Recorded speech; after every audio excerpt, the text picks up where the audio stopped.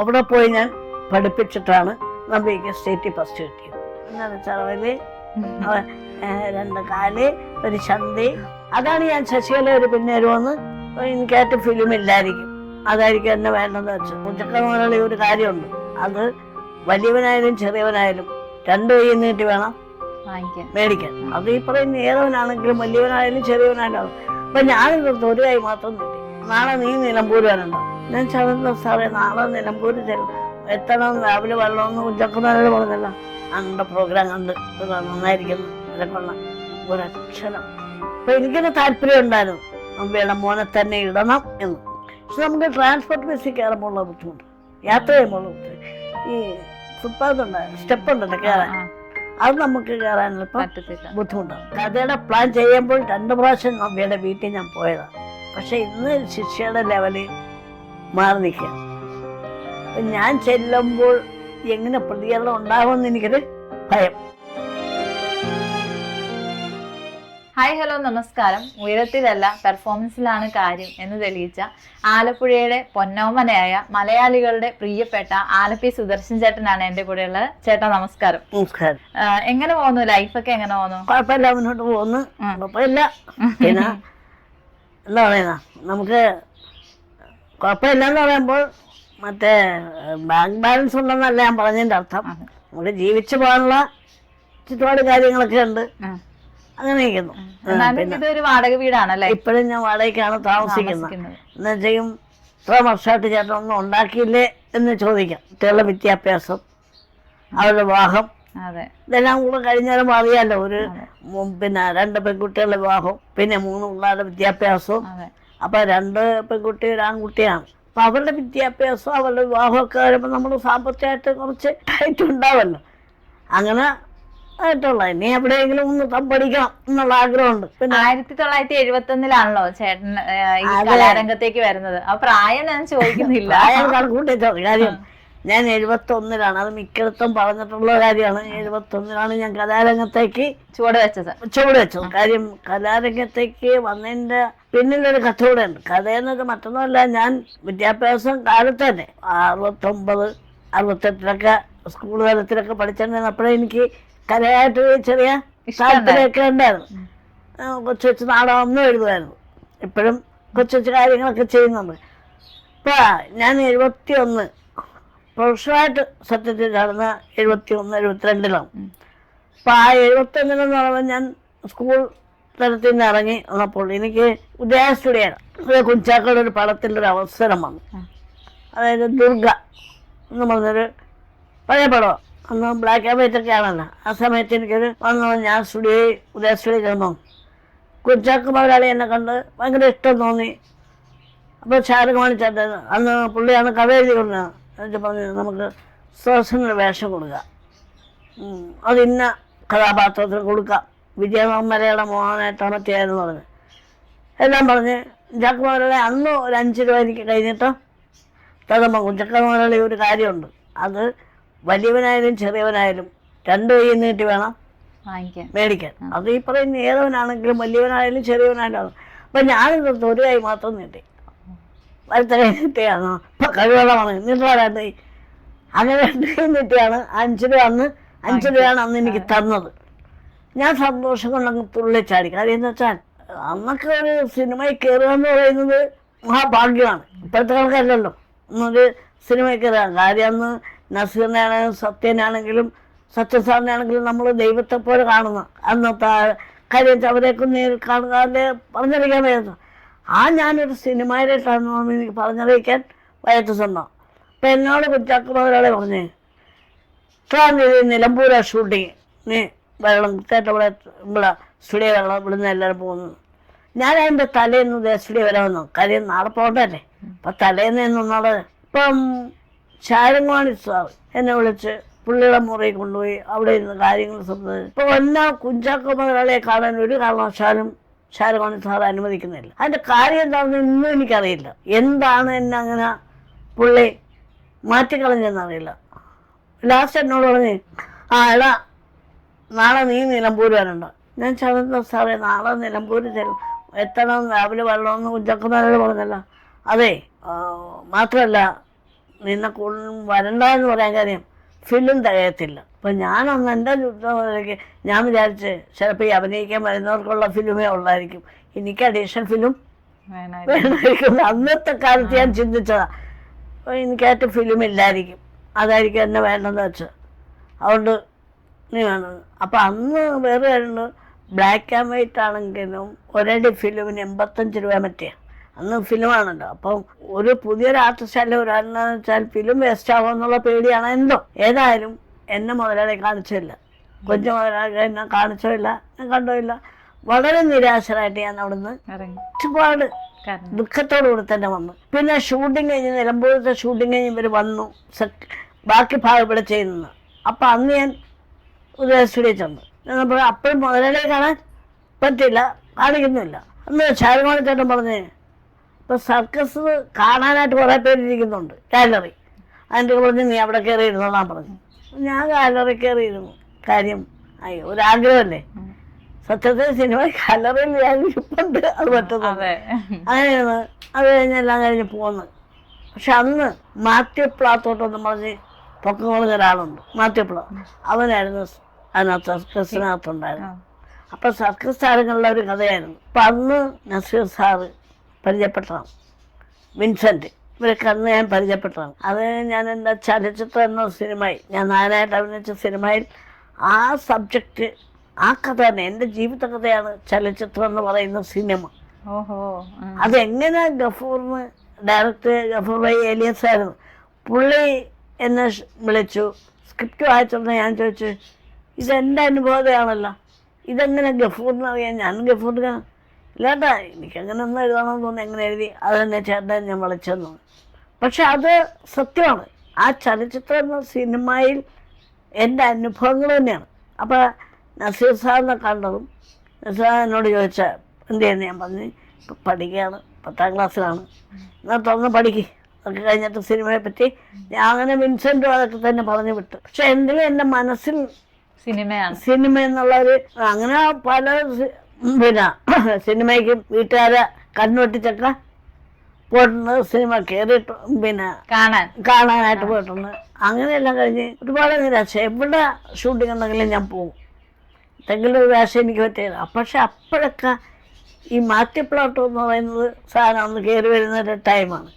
പിന്നെ അനാവരണം എന്ന് പറഞ്ഞ എ വിൻസെൻ്റ് സംവിധാനം ചെറുപുഷ്പം ഫിലിംസിൻ്റെ, അതും പോയി കാര്യങ്ങളൊക്കെ ചെയ്ത് ആ വേഷമില്ല.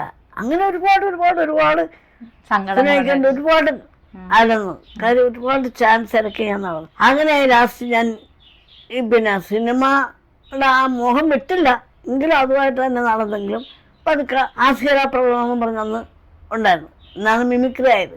അന്ന് ആസ്യകലാപ്രകടനം പറഞ്ഞ് ഞാൻ വേറെ കൂടെ ചേർന്ന് ആസ്യകലാപ്രകടനങ്ങൾ അവതരിപ്പിച്ചു. അങ്ങനെ അത് കഴിഞ്ഞ് ഏതാണ്ട് 75 കാലഘട്ടമായപ്പോൾ ഞാൻ നേരെ കൊല്ലത്തേക്ക് പോയി. അപ്പോൾ അവിടെ കൊല്ലം സിസ്റ്റേഴ്സ് എന്ന് പറഞ്ഞ് 3 പെൺകുട്ടിയുടെ കഥാപ്രസംഗം നടത്തുന്നു. അപ്പോൾ അവിടെ ഞാൻ കൊല്ലത്ത് പോയത് കലാമണ്ഡലം വിശ്വംഭർ സാറിൻ്റെ ട്രൂപ്പിലേക്കാണ്. ബാലെ, ഇന്നത്തെ കണക്കെല്ലാം ബാലെ ഡാൻസ് അറിയണം, മുദ്ര പിടിക്കണം, എല്ലാം ചെയ്യണം. അങ്ങനെയെല്ലാം കഴിഞ്ഞ് ആ വീട്ടുകാരോട് ഞാൻ ബന്ധപ്പെട്ടു. അങ്ങനെ സത്യം പറഞ്ഞാൽ അവരാണ് എന്നെ ആലപ്പി സുദർശനൻ എന്നൊരു ബാനർ എനിക്ക് പിടിച്ചു തന്ന കൊല്ലം സിസ്റ്റേഴ്സ്. അത് ലത, ശോഭ, കല. അപ്പം ഇതെടുത്ത് പറയുന്നത് എന്താ വെച്ചാൽ ഞാൻ ഇതുവരെ അവരുടെ പേരെങ്ങും പറഞ്ഞിട്ടില്ല.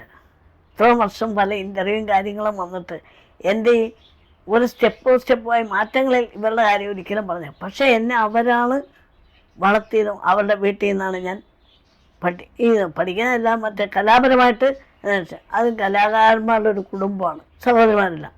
അങ്ങനെ അവരാണ് എന്നെ ആലപ്പി സുദർശനം എന്നുള്ളൊരു ബാനറിലേക്ക് കൊണ്ടുവന്നു. അങ്ങനെ അവിടെ നിന്നുണ്ടായിരുന്നപ്പോഴാണ് എൻ തമ്പി, ഡയറക്ടർ എൻ തമ്പിയെ പരിചയപ്പെടുന്നത്. എൻ തമ്പിയുടെ 2 കുട്ടികളുണ്ട്, കവിത, സംഗീത.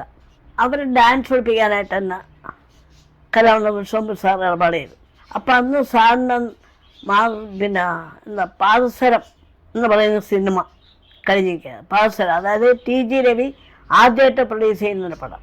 TG രവി ഇല്ലേ, പുള്ളി എന്നെ സ്വന്തമായിട്ട് എടുത്ത തുഷാര മൂവീസ് എന്ന് പറഞ്ഞ അങ്ങനെ ഏതാണ്ട് ഒരു ബാനറി പുള്ളി എന്നെ അതിനകത്ത് അഭിനയിക്കുകയും ചെയ്തു. അതിനുശേഷം സ്വരങ്ങൾ സ്വപ്നങ്ങൾ എന്ന് പറയുന്ന ഒരു സിനിമ എടുത്തു. അപ്പോൾ എനിക്കതിനകത്തൊരു വേഷം, അത് ഏതാണ്ട് 81-ലാണ്. അപ്പോൾ 71 10 വർഷത്തെ ഗ്യാപ്പ്. അപ്പോൾ ഈ 10 വർഷം ഞാൻ സിനിമയ്ക്ക് വേണ്ടി അലയായിരുന്നു, ഒരു വിഷയവും എനിക്ക് കിട്ടില്ല. അങ്ങനെ എന്നോട് പറഞ്ഞ് ഈ ഡയറക്ടർ ഞാൻ തമ്മിൽ പറഞ്ഞ്, എടോ ഇനി ആർക്കെങ്കിലും ചാൻസ് പോകണ്ട, നമുക്ക് അവസരം ഉണ്ടെങ്കിൽ നമ്മളെ തേടി വരും, ഇല്ലെങ്കിൽ പോകണ്ട. എന്തിനാല്ലാതെ നമ്മൾ പോയി തനിക്കിങ്ങനെ കഴിവുണ്ടെന്ന് കാണിക്കുന്നു. തനിക്ക് കഴിവുണ്ടെങ്കിൽ തന്നെ അറിഞ്ഞുകൊണ്ട് നോക്കണ്ട. അതിനുശേഷം ഞാൻ എങ്ങും പോയിട്ടില്ല, ചാൻസ് വെച്ച് പോയില്ല. ഇപ്പോൾ സാറിൻ്റെ കുട്ടികളെയും പഠിപ്പിക്കുക, സാറിന് അങ്ങനെ ഇല്ലെങ്കിൽ തനിക്ക് എൻ്റെ പടത്തിൽ അഭിനയിക്കാം. അങ്ങനെ അപ്പോൾ KG ജോർജ് സാറിൻ്റെ മേള സിനിമ ഇറങ്ങിയില്ല, ആർട്ട് സെലക്ഷൻ നടക്കുന്നു. അപ്പം ഡയറക്ടർ ഞാൻ തമ്പി പറഞ്ഞ്, അപ്പം ഇവർ കോലങ്ങൾ എന്ന സിനിമ അത് മേന ആദ്യമായിട്ട് വന്ന പടം. അപ്പം എന്തൊക്കെ പറഞ്ഞ് ഇയാൾ പോയി KG ജോർജ് സാറിന് കാണാൻ പോകും. അപ്പം ഞാൻ അവിടെ മുളവനെ ചെന്നു, സാറിന് വൈകിട്ട് ലോഡ്ജിലോട്ട് വരാൻ പറഞ്ഞു. അപ്പം അവിടെ നെടുമുടി വേണം, എല്ലാവരും ഉണ്ട്. കഥയെല്ലാം പറഞ്ഞ് കേൾപ്പിച്ച പറഞ്ഞു, സുദർശന ഇത് സുദർശന് പറ്റിയ വേഷമല്ല. കാര്യം സുദർശനം കണ്ടാൽ ഒരു കൊച്ചുകുട്ടിയുടെ ലുക്കാണ്. അതുകൊണ്ട് നമുക്ക് വേണ്ടത് ബഫൂൺ, ആ സർക്കസ് കൂടാരത്തിലുള്ള ബഫൂണുണ്ടല്ലേ, കൈയൊക്കെ ഇങ്ങനെ ഉണ്ട്, കുള്ളന്മാരുടെ കൂട്ടത്തിലെ കാറ്റോടെ ഇവിടെ അല്ല. അതുകൊണ്ട് അങ്ങനെ ഒരു കഥാപാത്രം നമുക്ക് പ്രായം തോന്നിക്കാൻ വേണം. സുദർശനം കണ്ട ഒരു കൊച്ചുകുട്ടിയുടെ ലുക്കേ ഉള്ളു. അത് മാത്രമല്ല ഫീമെയിൽ കണക്ക് തോന്നിക്കുകയും ചെയ്യും, പെൺകുട്ടിയുടെ ഒരു ലുക്കാണ്. എനിക്ക് ഭയങ്കര നിരാശയായി. സാറിന് വെച്ചെന്ന് പറയുമ്പോൾ ഏൻ തമ്പി സാറിന് പറഞ്ഞു, തനിക്ക് ആ വേഷം കിട്ടിയില്ല, പോകണ്ടെന്ന് പറഞ്ഞു. കാര്യം എനിക്കത് പറ്റുന്ന വേഷമല്ല. സത്യം ആ മേള കാണുമ്പം കണ്ടതിന് ശേഷം എനിക്ക് തോന്നി അത് എനിക്ക് പറ്റുന്ന വേഷമല്ല. അങ്ങനെ സാറിൻ്റെ സ്വരങ്ങൾ സ്വപ്നങ്ങൾ 81 സ്റ്റാർട്ട് ചെയ്യുന്നു. അതിനകത്ത് ആലുമൂടിൻ്റെ ലളിതശ്രീയുടെ മോനായിട്ടാണ് ഞാൻ അഭിനയിക്കുന്നത്. നല്ല വേഷമായിരുന്നു, ശ്രദ്ധിക്കുന്ന വേഷം. ആ പടം അഭിനയിച്ചതിന് ശേഷം എനിക്ക് പെട്ടെന്ന് 1-2 പടം വന്നെങ്കിലും എനിക്ക് ചെയ്യാൻ പറ്റിയില്ല. ഞാനൊന്ന് കൊല്ലം ഐശ്വരി നാടക സമിതിയിൽ എഗ്രിമെൻ്റ് ആയിപ്പോയി.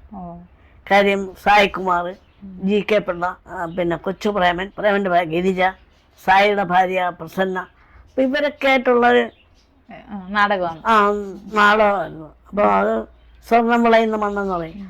ആ സമയത്താണ് അച്ചുവേട്ടൻ്റെ വീട് ബാലേന്ദ്രൻ. എനിക്ക് 10 ദിവസം ആൾക്കൊണ്ട് ഞാൻ പറഞ്ഞില്ല, പറ്റില്ല, ഞാൻ നാടകത്തിൽ എഗ്രിമെൻറ്റ്, നമുക്ക് നാടകത്തിൽ എഗ്രിമെൻറ്റ് കഴിഞ്ഞാൽ ഒരു കാരണവശാലും എങ്ങും പോകാൻ പറ്റില്ല. അപ്പം അത് പോയി. ആ പടം അങ്ങനെയാണ് ജോബി അതിനകത്ത് കയറുന്നത്. അങ്ങനെ കൈ വന്ന് 1-2 പടം പോയി. ചില സാങ്കേതിക കാരണങ്ങളാണ് വിട്ട്, നാടകം കാരണവും പിന്നെ പൈസയില്ല. പിന്നെ ഇത്തിക്കര പക്കി എന്ന് പറഞ്ഞു പ്രേംനസറിൻ്റെ കൂടെ ഒരു പടം വന്നു, അതും പോയി. അങ്ങനെ കൈ വന്ന് ചാൻസ് കന്നാലേ പോയി. പിന്നെ ഞാൻ മനസ്സെന്നെത്തി, ഇനി പടം എനിക്ക് വേണ്ട, സിനിമയിൽ അഭിനയിക്കുന്ന മോഹം മാറ്റിക്കളയാം. കാര്യം നമുക്ക് വീഴ്ചയില്ല, നമുക്ക് കിട്ടുന്നു. അങ്ങനെ എൻ്റെ പ്രോഗ്രാം ഡെവലപ്പ് ചെയ്യാൻ തോന്നി കുറച്ചുകൂടെ. അപ്പം ആ പ്രോഗ്രാം കയറി ക്ലിക്കായി വന്നു. അപ്പം കുട്ടികളെ പഠിക്കും ഇതെല്ലാം. അപ്പം 84-ലാണ് ഞാൻ വിവാഹം കഴിക്കുന്നത്. ഒരു കുട്ടികളൊക്കെ ആയി, അങ്ങനെയായി. പിന്നെ എൻ്റെ പ്രോഗ്രാം മാത്രമായി. പിന്നെ കുറച്ച് നാൾ പടവും കേരളത്തിൻ്റെ പുറകെ പോയില്ല, കാര്യം സ്റ്റേജ് പ്രോഗ്രാം.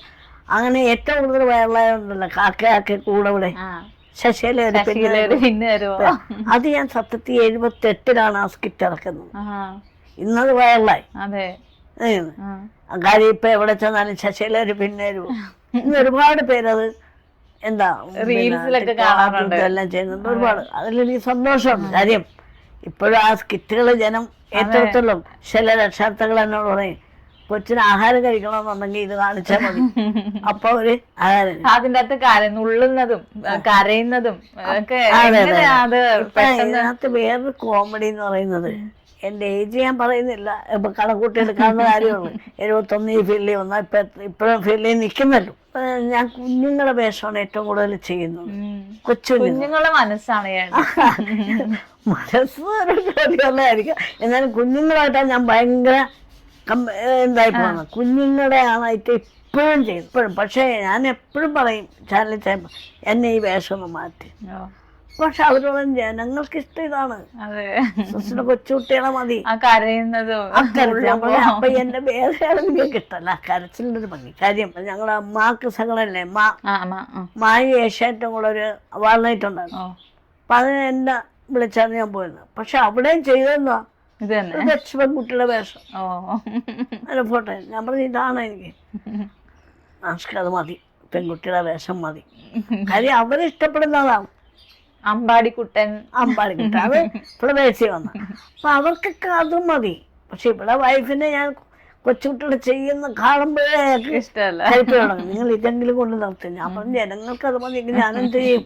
അത് നിങ്ങൾ അത് ചെയ്തു കൊടുക്കുന്നത്. ഭയങ്കര ആരാധന ശശികല ഒരു അതെ അതെ, അത് ഒരുപാട് വയസ്സ്. കാക്ക എവിടെ ഇരിക്കുന്നത്, കാക്ക എങ്ങനെ ഇരിക്കും, കുത്തിയിരിക്കും, അത് അപ്പൊ അത്രത്തോളം വയറുള്ള ഒരു സാധനമാണ്. പക്ഷെ എന്താണെന്ന് വെച്ചാൽ ഇതിന്റെ കാര്യം ചിത്ര പേരും പ്രസിദ്ധി ഉണ്ടെങ്കിൽ എന്റെ ബാക്ക്ഗ്രൗണ്ട് മോശമല്ല എന്നുള്ളതാണ് പുള്ളിക്കാരത്തിലെ. എന്റെ ഈ പ്രോഗ്രാം കണ്ടിട്ട്, എന്റെ ചാനലിലായാലും ശരി, സിനിമയായാലും ശരി, കണ്ടിട്ട് എന്റെ സഹോദരങ്ങൾ ഒരു സപ്പോർട്ട് പോലും എനിക്ക് ചെയ്തിട്ടില്ല. നിങ്ങൾ എത്ര പേരായിരുന്നു ശരിക്കും? സഹോദരങ്ങൾ പറയുമ്പോ എണ്ണം കൂടുതലാണ്, 6 പേരുണ്ടായിരുന്നു. അപ്പൊ ഇവരാരും ഇന്ന് വരെ അന്റെ പ്രോഗ്രാം കണ്ട് നന്നായിരിക്കുന്നു ഇതൊക്കെയുള്ള ഒരക്ഷരം കാര്യം. അത് 2 കാര്യമുണ്ട്. ഒരുപാട് മേളിൽ അവർ സാമ്പത്തികമായിട്ടും ജീവിത സൗകര്യങ്ങളും ഞാനുമായിട്ട് ഒരിക്കലും അവർക്ക് ടാലന്റ് ചെയ്യാൻ പറ്റില്ല. ഒന്നത്. രണ്ടാമത് ഇത്ര നാൾ ഇയാൾ കലാരംഗം നടന്നിട്ട് എന്തുണ്ടാക്കി അവരുടെ ചോദ്യത്തിനാണ്. പക്ഷെ ഞാൻ ഉണ്ടാക്കി, എൻ്റെ മക്കളെല്ലാം എത്തിക്കുന്നിടത്ത് എത്തിച്ചു. അത് ഞാനും എൻ്റെ വൈഫും കൂടെ വിചാരിച്ചുകൊണ്ട് ഇവരൊക്കെ ഉന്നതയിലെത്തി.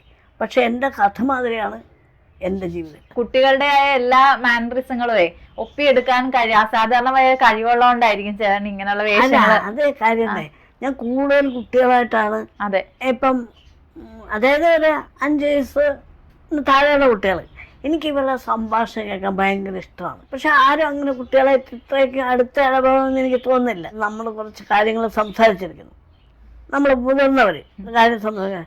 ഈ കുഞ്ഞുങ്ങളെ നിങ്ങൾ ശ്രദ്ധിക്കുന്നുണ്ടോ? അവർ എന്തെങ്കിലും കുഷികൾ കാണിച്ചിട്ടിരിക്കുക, അല്ലെങ്കിൽ നമ്മളെ ഒന്ന് ഞോണ്ടിക്കൊണ്ടിരിക്കുക. എന്താണ് നമ്മളെ ശ്രദ്ധ അവരിലോട്ട് പോകണം. നമ്മൾ അവരെ ശ്രദ്ധിക്കുന്നില്ല എന്നൊരു മൈൻഡ് വരുന്നു അവർക്ക് തോന്നുമ്പോഴാണ് അവർ ഈ ഡിസ്പ്ലേ ചെയ്യുന്നത്. നമ്മൾ അതേസമയം അവരെ കൂടി ഇതിനകത്തൊരു ഭാഗമൊക്കെ എന്തെങ്കിലുമൊക്കെ അവരോടും അല്ല എന്തെങ്കിലും കളിസാനായിട്ട് കൊടുത്താൽ അവർ ആ ശല്യമാണ് ഇത്. അപ്പം ഇത് ഞാൻ കൂടുതൽ നോട്ട് ചെയ്യും. ഈ കുഞ്ഞുങ്ങളുടെ സ്റ്റൈൽ എങ്ങനെയാണ്. അവർ തന്നെ കൊറോണ ആണ്, ഇവിടെ ഒരു കുട്ടി പഠിക്കാൻ വരുന്നത്, അവിടെ ചേച്ചി പഠിക്കാൻ വരുന്ന അവളും കൂടെ വരുന്നതാണ്, അവളും പഠിക്കുന്നുണ്ട്. അപ്പം ഞാനന്ന് കൊറോണ ടൈം ഞാൻ ഇവർക്ക് എല്ലാവർക്കും രഹസ്യമായിട്ട് പറഞ്ഞു, ഞാനിപ്പോൾ അവളോട് കൊറോണ എന്ന് പറയാൻ പറയും. പക്ഷെ അവൾ കൊറോണ എന്ന് പറയത്തില്ല. അവൾ എന്തായിരിക്കും പറയുന്നതെന്ന് ഞാൻ ഇവരിലൊക്കെ പറഞ്ഞു. അവൾ പറയും കൊറോണ, ഇതേ പറയത്തുള്ളെന്ന് പറഞ്ഞു. ഇത് രഹസ്യമായിട്ട് പറഞ്ഞു, അവൾ പോലും കേൾക്കാതെ. ഞാൻ പറഞ്ഞ് മോളെ എന്ന് പറഞ്ഞ കൊറോണ, അവൾ കറക്റ്റായിട്ട് കൊറോണ. അത് ഞാൻ എൻ്റെ പരിപാടി എത്തി. ഇപ്പം നിങ്ങൾ പറയുന്ന എൻ്റെ സ്കൂള് വയറായി, അല്ല സ്കൂള് കാക്കയാക്ക കൂടെ, അല്ല ഒരു പിന്നേരവും. ഇത് ഇത്രയും ഞാൻ 78 അത് ചെയ്യുമ്പോൾ ഒരു കൊച്ചു പയ്യൻ അത് സ്കൂളിൽ പോവാ. ഞാൻ വിളിച്ച് വാ എളുപ്പം സ്കൂളിൽ പോവാ, നേരെ ഒരുപാടായി. 1ാം ക്ലാസ് പറ്റ പഠിക്കാവുന്നില്ല, സ്ലേറ്റും പുസ്തകമുണ്ട്. ഞാൻ പറഞ്ഞവിടെ പുസ്തകം സ്ലേറ്റ് അവിടെ. പുസ്തകം എന്ന് പറയുന്നത് പുസ്തകം എന്ന് പറയാൻ പറ്റില്ല. ഒരു കഞ്ഞി പരുവത്തിൽ അതെല്ലാം കൂടെ ചുരുട്ടി അതിനകത്ത് ഏത് പാടമാണ്. ഞാൻ ചോദിച്ചിട്ട് ഇതിൽ എന്തിനാടാ ഇത്, ഏത് പാടമാണ്, ഇതേതാണ്. പിന്നെ സ്ലേറ്റ് അവിടെ. അപ്പോൾ സ്ലേറ്റ് നമ്മൾ അന്നത്തെ സ്ലേറ്റ് എന്ന് പറഞ്ഞത് തടിയുടെയാണ്. അപ്പോൾ അതിൻ്റെ ഒരു കോണിൽ മാത്രം ഒരു കഷ്ണം, ബാക്കി പ്ലെയിനാണ്, ഒന്നുമില്ല, കോണി മാത്രം. ഇത് ഇളക്കിയെടുക്കാം. ഇത് പെൻസിലാണ്. അപ്പം ഇതിൻ്റെ കഷ്ണം തന്നെ ഇവൻ പോക്കറ്റ് വെച്ചിരിക്കുന്ന പെൻസിലാക്കി. ഇതിനാ ഇത് സ്കൂളിൽ ഇതെങ്കിലും ഇല്ലാതെ എന്നാൽ തല്ലൂന്ന്. അപ്പൊ അത് അത്തുക്കണക്കന്നെ സ്കിറ്റിൽ എഴുതിയിട്ടുണ്ട്. അതെ, അപ്പം ജനം അത് ഉൾക്കൊള്ളുന്നത്. അപ്പം പിള്ളേരുടെ മനസ്സിലെ വാക്കുകളാണ് ഞാൻ പറയുന്നത്. പിള്ളേരന്ന് സ്കൂളിൽ പോകുന്നത് ഇപ്പോഴാണ് ഭയങ്കര ചിട്ടയും കാര്യങ്ങളൊക്കെ. അന്ന് ഇത് എന്താ കുത്തി വിളക്കത്തേ ഉള്ളു, കഴിഞ്ഞു ഇല്ലേ? അത് ഞാൻ ചോദിച്ചിട്ടുണ്ട്, ഇവിടെ ഒരു പിന്ന് കുത്തിക്കൊണ്ടുവന്ന്. അപ്പൊ പിന്നൊന്നും ഇല്ല എന്ന് പറഞ്ഞു. അതാണ് ഞാൻ ശശികല ഒരു പിന്നെ വരുമെന്ന് ചോദിക്കുന്നത്. ഏതാ ഇവൻ പഠിച്ചോണ്ടിരിക്കുമ്പോ നിൽക്ക കഴിഞ്ഞ് പോകുന്നത് നാച്ചുറലാണ്. കാര്യം എന്താ, ഓരോ കുട്ടികളുടെ അനുഭവങ്ങളാണ് ഇല്ലേ. പിന്നെ അതിനുശേഷം പുതിയതായിട്ട് എന്ത് ചേർത്തെന്ന് വെച്ചാൽ 1-2 കൗണ്ടറുകൾ മാത്രമേ. ബാക്കി എല്ലാ 78 അതേ സാധനം തന്നെ. ഇന്ന് കാക്കയാക്കെ കൂടെ ഇവിടെ നിന്നുള്ള പാടമൊന്നും ഇല്ല, ഉണ്ടോ? ഇല്ല. അങ്ങനെ ഒരു പദ്യവും ഇല്ല. പക്ഷെ ഇന്ന് അത് ഹൈലൈറ്റ് ആയി കിടക്കുന്നതാണ്. എന്നാലും കൊച്ചുകുട്ടികളെ നമ്മളെ പാടിപ്പിക്കുമല്ലോ കാക്കയെ. അപ്പൊ എല്ലാ കുട്ടികളെ പിന്നെ ചെയ്യുന്നു ആ കുട്ടികളുടെ മാനസികത്തിൽ തന്നെയാണ്. ഏതാ ഒരു കൃത്രിമയില്ലാതെ. അതിൻ്റെ അകത്ത് പറയുന്നുണ്ടല്ലോ മറ്റേ കാക്ക എവിടെ ആയിരിക്കുന്നത്, കുത്തിയിരിക്കുന്നു, അതൊക്കെ. ആ കാക്കയ്ക്ക് എന്തൊക്കെയുണ്ട്? ഒരു ചിറവുണ്ട്, ഒരു ചിറവല്, ഒരു ചിറവല്ല 1.5 ചിറവല്, 1.5 ചിറവല്, 2 കാല്, ഒരു ചന്തി, അപ്പം ഇതൊക്കെ ആ കുഞ്ഞുങ്ങളുടെ മാനസത്തെ ആ കുഞ്ഞുങ്ങളുടെ സ്റ്റൈലും പറയുന്നതുകൊണ്ട് കൂടുതൽ അപ്പം അതാണ് എനിക്ക് കൂടുതൽ ബാക്കി ഞാൻ ഏതായിട്ട് ഇട്ടാലും ആളുകൾ എടുക്കില്ല. അങ്ങനെ അത്രയൊക്കെ ആയിട്ട് നമുക്ക് ഉദ്ദേശിക്കുന്ന ലെവലിലോട്ട് നമ്മൾ എത്തിയില്ല. വരാത്തതിൻ്റെ പിന്നെ നമുക്കൊരു പ്രതീക്ഷയുണ്ട്. ഇപ്പൊ ഒന്ന് ചൂട് മാറ്റാൻ വേണ്ടിയിട്ടാണ് സിനിമയിലോട്ട് കടന്നത്. ഇപ്പൊ ഒരു സിനിമ ഡയറക്ട് ചെയ്തല്ലേ? ഇപ്പൊ ഒരു സിനിമ ഡയറക്ട് ചെയ്ത് കുട്ടിക്കാലം എന്ന് പറയുന്നത്, അതും കുട്ടികൾക്ക് മുൻതൂക്കം കൊടുത്തിട്ടുള്ള സിനിമ തന്നെ. കുട്ടികളെ വിട്ട് അങ്ങ് പോകത്തില്ല. അവിടെയാണ് വേറെ രസം. സിനിമ കാണുമ്പോൾ നിങ്ങൾക്കറിയാം. കാര്യം ഇതാണ് സുദർശൻ ചേട്ടൻ ഡയറക്ട് ചെയ്തത്. കോമഡി എന്ന് പറയാൻ ഞാൻ തൊട്ടിട്ടില്ല, അതിനകത്ത് പോലും പോയിട്ടില്ല. എന്നാൽ ഞാൻ കോമഡി ആർട്ടിസ്റ്റ് അല്ലേ? അതെ. ചേട്ടൻ നവ്യ നായരുടെ കാര്യം പറഞ്ഞല്ലോ. 5ാം ക്ലാസ് തൊട്ട് 5ാം ക്ലാസ് തൊട്ടാണ് മിമിക്രി മോണാക്ട് പഠിപ്പിച്ചിരുന്നത്. കാര്യം ഞാൻ തുടങ്ങിയ കാലം തൊട്ട് നമ്മൾ സ്റ്റേറ്റ് ജില്ല കലാതിലകവും പിന്നെ ഫസ്റ്റുമാണ്. അപ്പം എല്ലാ ഐറ്റം ഉണ്ടെങ്കിലും ഈ മോണാക്ടിന് ഏറ്റവും ലാസ്റ്റ് മാർക്ക് ഇടുന്നു. ആ മോണാക്ട് കൂടെ ഇട്ടുണ്ടെങ്കിലേ കലാതിലകം ആകത്തുള്ളൂ. അപ്പോൾ മോണാക്ട് എല്ലാവരും ശ്രദ്ധിച്ച് നോട്ട് ഇട്ടിരിക്കുന്നത്. കാര്യം ബാക്കി എല്ലാത്തിനും കിട്ടിയെങ്കിലും മോണാക്ടൂടെ കിട്ടാം. പക്ഷേ എനിക്ക് നവ്യ പഠിച്ച് തീരുന്നവരെ നവ്യ താഴേട്ട് വന്നിട്ടില്ല. മോണാക്ട് തന്നെ എപ്പോഴും ലീഡ് ചെയ്ത് നിൽക്കുന്നു. നന്ദനത്തിൻ്റെ ഷൂട്ടിംഗ് ടൈമും +2 അങ്ങനെ അവിടെ പോയി വടക്കമ്പറൂരാണ് ലൊക്കേഷൻ. അവിടെ പോയി ഞാൻ പഠിപ്പിച്ചിട്ടാണ് നവ്യക്ക് സ്റ്റേറ്റ് ഫസ്റ്റ് കിട്ടിയത്. പിന്നെ ആ ബന്ധമൊക്കെ പഠിത്തത്തോടുകൂടി എല്ലാം തീരുമല്ലോ. പിന്നെ 1-2 പ്രാവശ്യം ചാനലിൽ വിളിച്ച് ഇൻ്റർവ്യൂ ഉണ്ടായിരുന്നു, എന്നെ കൂടെ അറ്റൻഡ് ചെയ്യിപ്പിച്ചായിരുന്നു. പക്ഷേ എനിക്ക് എൻ്റെ ഈ സിനിമകളകത്ത് ഈ കുട്ടിക്കാരെന്ന് പറഞ്ഞത് സത്യത്തിൽ നവ്യ നായരുടെ മോനെയാണ് എനിക്ക് ആഗ്രഹം ഉണ്ടായിരുന്നു. എന്നുവെച്ചാൽ എന്തുകൊണ്ട് വിളിച്ചില്ലായിരുന്നു എനിക്ക്. പക്ഷേ അത് വേണ്ട എന്ന് ഞാൻ വെച്ചത് മറ്റൊന്നുമല്ല, എൻ്റെ ശിക്ഷയുടെ കുട്ടിയാണ്. പക്ഷേ ഇന്ന് ശിക്ഷയുടെ ലെവല് മാറി നിൽക്കുകയാണ്. അപ്പം ഞാൻ ചെല്ലുമ്പോൾ എങ്ങനെ പ്രതികരണം ഉണ്ടാകുമെന്ന് എനിക്കൊരു ഭയം. ഒരു പക്ഷേ ഇല്ല സാറേ വിടുന്നില്ല എന്ന് പറഞ്ഞാൽ എനിക്കത് പിന്നെ താങ്ങാൻ പറ്റാത്തത്. അതിൻ്റെ ഭേദം വിളിക്കാതിരുന്ന അവർ ഇനി നമ്മൾക്ക് പറയാമല്ലോ, സാറ് വിളിച്ചില്ലല്ലോ എന്നല്ലേ പറയും. വിളിച്ചിട്ട് കിട്ടാത്തതിന് ഭേദം അങ്ങനെ കേൾക്കുന്നതല്ലേ നല്ലത്. സാറ് ഞാൻ വിളിച്ചത് ഞാൻ വിട്ടേനം എന്ന് പറയുന്നതല്ലേ നല്ലത്. അതുകൊണ്ട് ഞാൻ വിളിക്കാൻ. നവ്യ നായരോട് എന്തെങ്കിലും പറയാനുണ്ടോ ചേട്ടന്? ഇല്ല, നവ്യർക്ക് പ്രത്യേകിച്ച് പറയാൻ എനിക്ക് ഉള്ളായിരുന്നു. കാര്യം ഞാൻ സിനിമ ചെയ്ത് കുട്ടികളുള്ളൊരു സിനിമയായിരുന്നു അത്. എൻ്റെ മനസ്സിൽ പ്ലാൻ നവ്യയുടെ മോനെ തന്നെയായിരുന്നു. കാര്യം 7ാം ക്ലാസ് വരെയുള്ള കുട്ടികൾക്കുള്ളൊരു വേഷമായിരുന്നു. നവ്യയുടെ മോൻ 7-ആയില്ലെന്ന് തോന്നുന്നു, 5-ല 6-ല പറ്റുന്നത്. എന്തായാലും ശരി, അവനെയാണ് ഞാൻ മനസ്സിൽ പ്ലാൻ ചെയ്തത്. ഇനി കഥയുടെ പ്ലാൻ ചെയ്യുമ്പോൾ 2 പ്രാവശ്യം നവ്യയുടെ വീട്ടിൽ ഞാൻ പോയതാണ്. പോയെങ്കിലും അച്ഛനമ്മയും കാണാൻ പറ്റിയില്ല. ഫോണിൽ വിളിച്ചപ്പോഴും അവർ വേറെ റൂട്ടിലാണ്. അതുകൊണ്ട് നേരിട്ട് കാണാൻ ഈ വിഷയമായിട്ട് പറഞ്ഞതുമില്ല. നേരിട്ട് കണ്ട് പറയുന്നതല്ലേ നല്ലതെന്ന് ഓർത്താൽ ഞാൻ ഫോണിലൂടെ പറയുന്നത്. പിന്നെ എനിക്ക് എൻ്റെ മനസ്സിൽ തോന്നിയൊരു തോന്നൽ, ഒരു പക്ഷേ അന്ന് കണ്ട നവ്യയായിരിക്കത്തില്ല ഇന്ന്. പ്രത്യേകിച്ച് ഞാനൊരു പടം സംവിധാനം ചെയ്യുന്നു എന്ന് പറയുമ്പോൾ അത് എത്രത്തോളം നവ്യയ്ക്ക് ഉൾക്കൊള്ളാൻ കഴിയുമെന്നും എനിക്കറിയില്ല. നവ്യയുടെ ഗുരുവാണ്, അല്ലെങ്കിൽ നവ്യയെ പഠിപ്പിച്ച സാറാണ്, എങ്കിലും അത് മോണാക്റ്റാണ്. ഇതൊരു സിനിമയാണ്. അപ്പോൾ രണ്ടും 2 തുലാത്തിലാണ്. ഒരു സിനിമ ഡയറക്റ്റ് ചെയ്യുക എന്ന് പറയുമ്പോൾ അതൊരു പക്ഷെ ഉൾക്കൊള്ളാൻ കഴിഞ്ഞൊന്നും വരില്ല. പക്ഷെ അപ്പോൾ ഉൾക്കൊള്ളായിരിക്കും. അപ്പോൾ എനിക്കൊരു താല്പര്യം ഉണ്ടായിരുന്നു നവ്യയുടെ മോനെ തന്നെ ഇടണം എന്ന്. പക്ഷെ ഞാൻ ഓർത്ത് വേണ്ട, വരട്ടെ, അടുത്ത പടത്തിലാകട്ടെ, ഈ പടം ഒന്ന് ഇറങ്ങട്ടെ, ഇതിൻ്റെ ലെവൽ എങ്ങനെയാണെന്ന് അറിയട്ടെ, നവ്യ അറിയും. അതെനിക്ക് അതിന് മുമ്പേ അറിഞ്ഞ് കാണുമായിരിക്കും ഒരു പക്ഷേ. എന്തായാലും ആട്ടെ, ഇങ്ങനെ പ്ലാൻ എൻ്റെ മനസ്സിലുണ്ടായിരുന്ന ഒരാഗ്രഹം ഉണ്ടായിരുന്നു കേട്ടോ. അതുകൊണ്ട് അങ്ങനൊരു തെറ്റെൻ്റെ ഭാഗത്തുണ്ടെങ്കിൽ അത് ക്ഷമിക്കുക. പിന്നെ ക്ഷമ ചോദിക്കുന്നത് മറ്റൊന്നുണ്ടല്ലോ, ഒരു പക്ഷേ നവ്യ ഒരു പക്ഷേ തടസ്സം പറഞ്ഞാൽ എനിക്കത് തീരാത്തൊരു വേദനയായി മാറും. അതുകൊണ്ടാണ് ട്രാവലൊക്കെ ചെയ്യുമ്പോഴുള്ള ബുദ്ധിമുട്ടുകൾ, അതുപോലെ തന്നെ എന്തെങ്കിലുമൊക്കെ അനുഭവം. അത് നമ്മളെ സംബന്ധിച്ച് ഹൈറ്റ് പറഞ്ഞുകൊണ്ട് എന്നേക്കാൾ ഹൈറ്റ് പറഞ്ഞവരും ഉണ്ടല്ലോ, ഇല്ലേ? പക്രുവിനെ സംബന്ധിച്ച് അങ്ങനെ കുഴപ്പമില്ല, അവന് വണ്ടി കിട്ടിയാണ്. എന്നാലും ആ കാറ്റ് കയറപ്പെടുന്നവരും ഉണ്ടല്ലോ. നമുക്ക് 1-2 ബുദ്ധിമുട്ടെന്ന് പറയാൻ, യാത്രയുള്ള ബുദ്ധിമുട്ട്. ആളുകൾ കമൻ്റ് അടിയൊന്നുമില്ല, അങ്ങനെ ആളുകൾ ശല്യം ചെയ്യുന്നുമില്ല. അല്ല ഇപ്പം കുറഞ്ഞതാണ് അങ്ങനെ ഇങ്ങനെയുള്ള കമൻ്റ് അടിയൊന്നുമില്ല. പക്ഷെ നമുക്ക് ട്രാൻസ്പോർട്ട് ബസ്സിൽ കയറുമ്പോൾ ഉള്ള ബുദ്ധിമുട്ട്, യാത്ര ചെയ്യുമ്പോൾ ബുദ്ധിമുട്ട്. ഈ ഫുട്പാത്ത് ഉണ്ട്, സ്റ്റെപ്പ് ഉണ്ടല്ലോ കയറാൻ, അത് നമുക്ക് കയറാനുള്ള പറ്റത്തില്ല. ബുദ്ധിമുട്ടാണ്. പിന്നെ ഡോറുള്ള ഹാങ് അത് തുറക്കാനും നമുക്ക് എത്തത്തില്ല. അപ്പം അതിൽ നിങ്ങൾക്ക് വരുമ്പോൾ ആരെങ്കിലും സപ്പോർട്ട് ഇല്ലെങ്കിൽ നമുക്കൊരു വിഷമം അങ്ങനെ ഒരു ഫീൽ വരും. കാര്യം ഈ സ്റ്റെപ്പ് ആളുകൾക്ക് വലിയവർക്ക് കാല് പൊക്കി വെക്കാൻ പറ്റും, പക്ഷെ എന്നാലും പ്രായമുള്ളവർക്കും പ്രായം ചെന്ന അമ്മമാരൊക്കെ കിടന്ന് വിഷമിക്കുന്നുണ്ട്. അപ്പോൾ ഒരട്ടി കൂടെ താത്ത ഒരു സ്റ്റെപ്പ് ഉണ്ടെങ്കിൽ ഞങ്ങളെ കണക്കുള്ളവർക്കും പ്രായമുള്ളവർക്കും കയറുക. കാര്യം നമ്മളെ സംബന്ധിച്ച് ഈ കാറ്റഗറി പെടുന്ന എന്നെ സംബന്ധിച്ച് ആ കുട്ടീനെ പ്രായം ചെന്ന് നോക്കും ഉള്ള ചെറുപ്പക്കാരുടെ കാര്യം വിട്. ഒരു റിക്വസ്റ്റ് സ്റ്റോപ്പ് അവരാവശ്യപ്പെടുന്ന സ്ഥലത്ത് ഒന്ന് ഇറക്കി കൊടുക്കണം. ചിലപ്പോൾ ഇറക്കി കൊടുക്കണം എന്ന് പറയാൻ കാര്യം ഇവരവിടെ സ്റ്റോപ്പില്ല എന്നിടത്തുള്ളതെന്ന് പറയുമ്പോൾ ഒരുപക്ഷെ ഈ പ്രായമുള്ളവർക്ക് അവരുടെ ആ സ്റ്റോപ്പിൽ ഇറങ്ങിയ ഒരുപക്ഷെ നടന്നു കയറാവുന്ന ദൂരമുള്ളതായിരിക്കും. പക്ഷേ ഇവർ നിർദ്ദേശിക്കുന്ന സ്റ്റോപ്പിൽ ഇറങ്ങുമ്പോൾ അവിടെ നിന്ന് ഓട്ടോക്കൂലി വേണം, അല്ലെങ്കിൽ നടന്നു വരണം.